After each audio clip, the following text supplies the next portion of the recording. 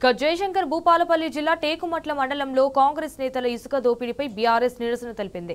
ఇందిరమ్మ ఇండ్ల పేరుతో కాంగ్రెస్ నాయకుల ఇసుక అక్రమ రవాణాకు వ్యతిరేకంగా బీఆర్ఎస్ శ్రేణులు రాస్తారోకో చేశాయి.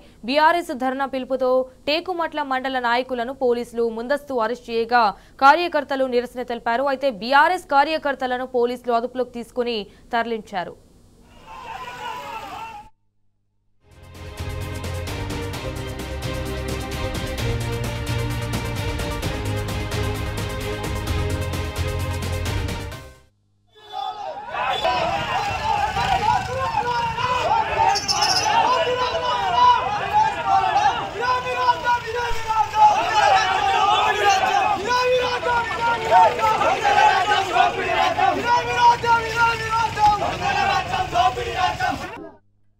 మండలానికి సంబంధించినటువంటి మండల పార్టీ అధ్యక్షుడు మరి మా ప్రభుత్వ హయాంలో మా ఎమ్మెల్యే గారి సమక్షంలో మరి ఇసుక అక్రమ రవాణా జరుగుతుంది.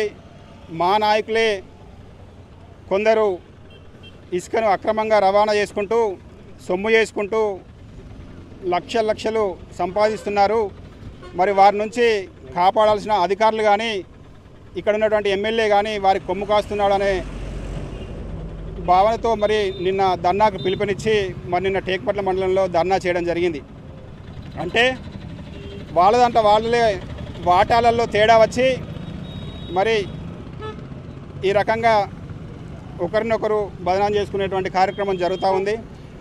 అందులో భాగంగానే మరి నిన్న ఆ మండల పార్టీ అధ్యక్షుడు వాళ్లకు సంబంధించిన ఎమ్మెల్యే గారి పైన మరి అనఫిషియల్గా వారు ఒక వ్యాఖ్యలను చేయడం జరిగింది. ఈ ఎమ్మెల్యే ఇండైరెక్ట్గా ఈ యొక్క మన